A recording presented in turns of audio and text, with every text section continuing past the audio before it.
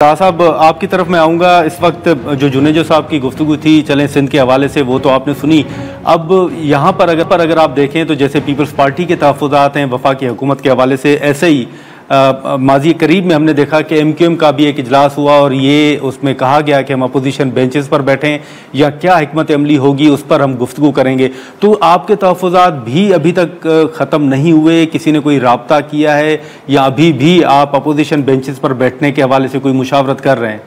अच्छा, बिल्कुल थोड़े ऑडियो एरर की वजह से मैं जुनेजो साहब की गुफ्तगू नहीं सुन सका, लेकिन थोड़ी सी जो मुझे आवाज़ आई, जितनी भी आ सकी, एक लाइन की मुझे आवाज़ आई, मैं उसका जवाब ज़रूर दूंगा। उसके बाद मैं आपके सवाल पे आऊँगा। देखें, पीपल्स पार्टी का ये पुराना वतीरा है कि वो अपनी कारकर्दगी पे जब भी बात आती है तो वो हटा के उसको डाइवर्ट कर देते हैं। जी बोरीबंद लाशें और ये और वो। सरकार जब बोरीबंद लाशें इस शहर में मिल रही थी तो MQM विक्टिम थी, उस बोरी में से लाशें हमारे कारकुनान की निकलती थी। उस वक्त भी हुकूमत में आप थे, नसीरुल्लाह बाबर का दौर था, उसके बाद जुल्फ़िकार मिर्जा का दौर आया, ये रहमान डकैत, बाबा लाडला, उज़ैर बलोच, ये सब आपके अपने लोग थे जो बाद में फ्रैंकेनस्टाइन मॉन्स्टर बन गए। आपने उन एनकाउंटर स्पेशलिस्ट पुलिस वालों पर हाथ रखा जिन्होंने बाद में बैठ के आपके खिलाफ ही बयान दिए। आपके होम मिनिस्टर जुल्फ़िकार मिर्जा ने आप ही की पार्टी के खिलाफ बयान दिए। आपने लोगों को इस्तेमाल किया। आपने इस शहर में जो करवाया वो उसको छोड़ दें, उस तरफ मत जाएं। ये बताएं कि क्या आपकी कारकर्दगी है 17 साल की। इल्जाम लगाने से पहले ये सोचें कि आपका माजी क्या था। आप बहुत सारी बातें जो हम इस वक्त बर्दाश्त करके बैठे हुए नहीं कर रहे, हम चाहे तो बता सकते हैं, फिर अल जुल्फ़िकार पे भी जाएंगे, जहाज पे भी जाएंगे, तो ये सारी बातें ना करें। कौन सा मिलिटेंट विंग था, क्या डिमांड थी, ये सारी बातें ना करें। आप अपनी कारकर्दगी पे बात करें। सरकार इसको समझे कि 250 ये जो सरकार जिस तरह से चल रही है ये कभी नहीं चली, ये सरकार नहीं चलेगी इन लोगों की। ये सिंध सरकार जो है ये इस तरह चला रहे हैं जिस तरह यतीम खाने नहीं चलते। इस तरीके से किसी मुल्क में कोई नहीं, लेकिन ताज़ साहब का भी तो बयान है ना कि गुज़िश्ता ये सिर्फ नादिर साहब मेरी एक बात ये सुन लीजिए कि एक रिपोर्ट आई है 250 पेजेस की जो कि इंटर बोर्ड में बच्चों के साथ ज्यादती हुई है, जो इनके वजीर तालीम ने, हम भी उस कमेटी का हिस्सा हैं, बैठ के एक्सेप्ट किया है, उसको एक्सेप्ट किया है। वो 250 पेजेस की रिपोर्ट सरोज लोधी साहब ने बना के दी है, जिनको MQM ने भी एक्सेप्ट किया और पीपल्स पार्टी ने नॉमिनेट किया था। उस रिपोर्ट के मुताबिक आप 250 पेजेस की रिपोर्ट बने। इंटर बोर्ड और मैट्रिक बोर्ड को बंद हो जाना चाहिए। उसमें एक डिपार्टमेंट भी जो है वो सही से काम नहीं कर रहा। तो भाई आप अपनी कारकर्दगी पे बात करें ना, आप बताएं कौन सा महकमा आपका है जो सही से काम कर रहा है। आप इल्जाम तराशियां कर रहे हैं, आप लोग जो है वो इल्जामात की सियासत कर रहे हैं। ये देखें, ये रिपोर्ट्स मेरे पास मौजूद हैं। ये MQM नहीं कह रही, ये वर्ल्ड बैंक कह रहा है कि जी सारे सूबों में जो है वो गुर्बत की शरह कम हुई है, सूबा सिंध में बढ़ी है। ये ट्रांसपेरेंसी इंटरनेशनल की रिपोर्ट है जो बता रही है कि फ्लड विक्टिम्स जो हैं इतनी एड आने के बाद भी उनका क्या हाल है। ये एक और रिपोर्ट है ट्रांसपेरेंसी इंटरनेशनल की, ये HRCP की रिपोर्ट है, एक वर्ल्ड इकोनॉमिक फोरम की, लेकिन फोरम की रिपोर्ट है जो ये बता रही है। बयान आपकी नजर से गुजरा हो तो ताज़ साहब वो भी ये कह रहे हैं कि आप भी तकरीबन 40 साल से हुकूमत का ही हिस्सा रहे हैं किसी न किसी तरह। और दूसरा फिर वो तो ये भी सवाल करते हैं कि कराची में जो मेयर हाउस था वो कहाँ चला गया, वो किसको दिया गया। देखिए, मुर्तज़ा वहाब साहब से कहें, उनकी हुकूमत है, एंटी करप्शन उनके पास है, नैब का एक्सेस उनके पास है, अदालतें मौजूद हैं।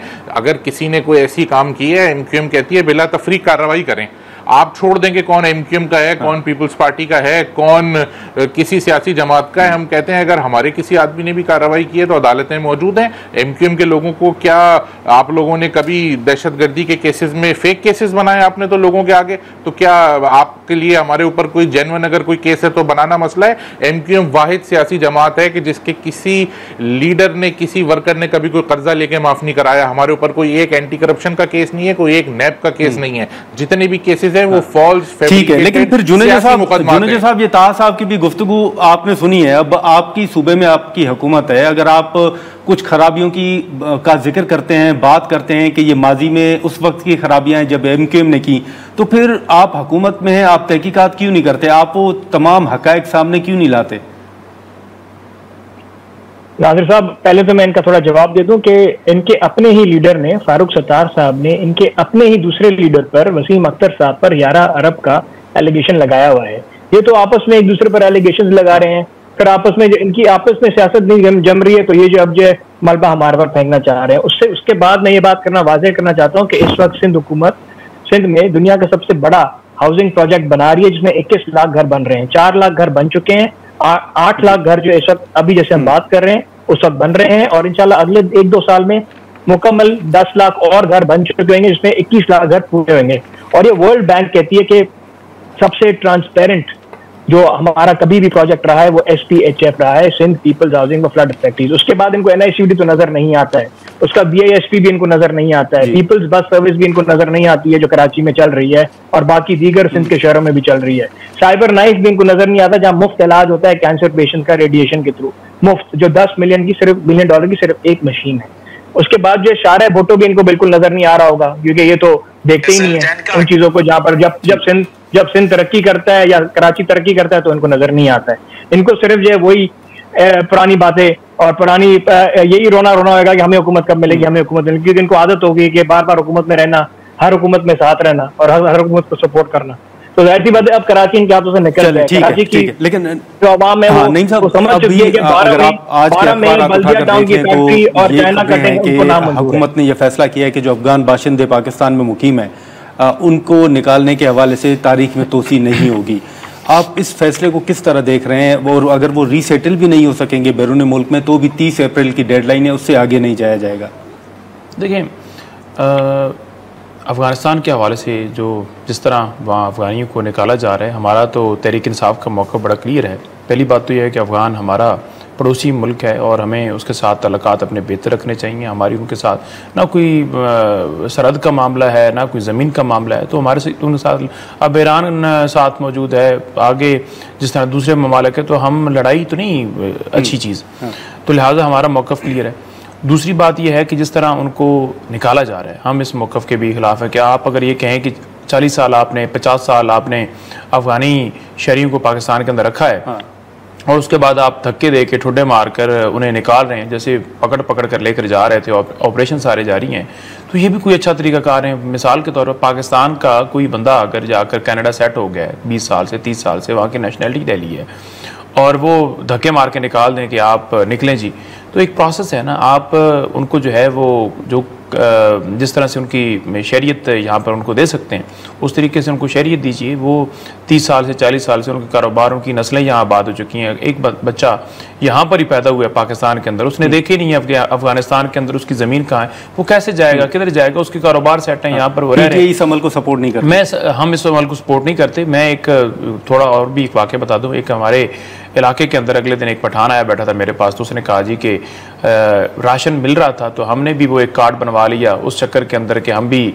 हमारे पास नहीं है, तो वो उस राशन के चक्कर में उन्होंने कार्ड बना लिया। तो उन्होंने अब कहा कि अब जो कार्ड जिनके बनाए गए हैं उनको भी निकाला जा रहा है। तो उन्होंने कहा जी कि अब हमने केस करना है हाई कोर्ट के अंदर कि हमने तो गलती से उस राशन के चक्कर में वो धोखे में आ गए, वो राशन तो हमें महंगा पड़ा, अब हमारे बच्चे यहाँ पर सेट हैं, वालदैन यहाँ रहे हैं, हमारे ट्रैक्टर ट्राली कारोबार यहाँ पर, मूसा खान उसका नाम भी बता देता हूँ, तो वो बड़े परेशान थे।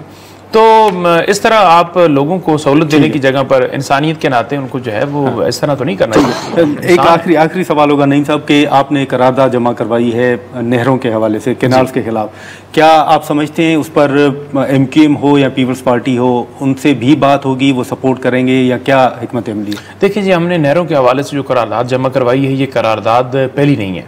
इससे पहले हमने करारदाद जमा करवाई थी जिसके हवाले से उमर अयूब साहब ने आज ट्वीट भी किया, जो कि आज एक मौक़िफ़ अपनाया जा रहा था कि पीपल्स पार्टी ने पहले इस मसले को उठाया, बाद में जो है PTI ने अब आके करारदाद दी। तो ऐसा नहीं है, पहले सबसे तहरीक इंसाफ ने करारदाद जमा की और ये क्रेडिट जो है तहरीक इंसाफ को जाता है। ये क्रेडिट लेने वाला मामला नहीं है, ये मामला जो है ये मुल्क का मामला है और अगर एक सूबे के हकूक से उसको महरूम किया जाता है तो हम तो उसको मुखालफत करेंगे।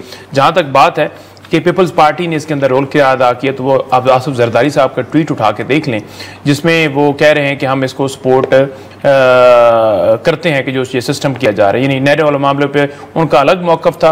अब वो कहते हैं कि नहरें यहाँ से निकालना ठीक नहीं है, तो अब मौक़िफ़ उनका शायद वोटर्स को देखकर या वहाँ की आवाम को देखकर बदला है। तो तहरीक इंसाफ जो है वो जमात है जो हर असूली मौक़िफ़ के ऊपर खड़ी है। ठीक है, ताहा साहब आप ज़रा मुझे मुख्तसरन बताइएगा, टाइम कम होगा, कि MQM ये जो कैनाल्स का मामला है, इन कैनाल्स के मामले पर MQM कहाँ पे खड़ी है? आप समझते हैं कि कैनाल्स बनने चाहिए या आप पीपल्स पार्टी के मौक़िफ़ को सपोर्ट करते हैं?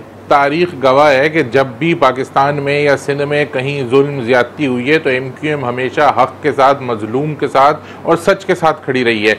हमारा कहना यह है कि जो पानी अवेलेबल है उसकी तकसीम कैसे कर रहे हैं, इसमें एक्सपर्ट्स को बिठाने की ज़रूरत है। इसको भी सियासी मसला बनाने की ज़रूरत नहीं है, इस पर मुनाफिकत करने की ज़रूरत नहीं है, इस पर वोट अपने बैंक को सेटिस्फाई करने की ज़रूरत नहीं है। एक्सपर्ट्स को बिठाएं, वो देखें कि सूबे के लिए, इस मुल्क के लिए क्या बेहतर है और वो ही होना चाहिए जो इस मुल्क के लिए बेहतर हो, इस सूबे के लिए बेहतर हो। देखें, जज्बाती तकरीर से कुछ नहीं होता। हमने सिंध असेंबली में भी सुनी जिस तरह की जज्बाती तकरीर की गई, बहुत सारे लोगों ने तो ऐसी ऐसी बातें कर दी जो कि बड़ी गैर मुनासिब थी।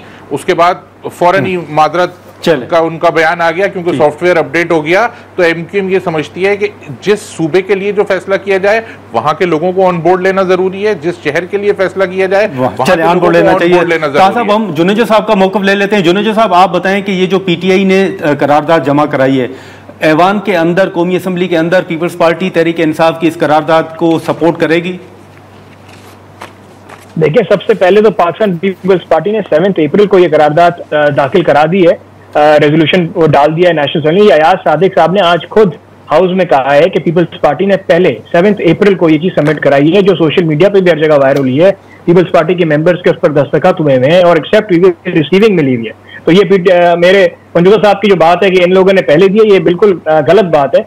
तो इस बात को तो मैं नहीं समझता कि गलत बात को कोई सपोर्ट करेगा, लेकिन कहने का मकसद है कि अगर एक रेजोल्यूशन जो हम पहले डाल चुके थे, अगर उसी को सब सपोर्ट करते तो उसकी इंपॉर्टेंस भी बढ़ती और उसकी क्रेडिबिलिटी भी ज्यादा होती।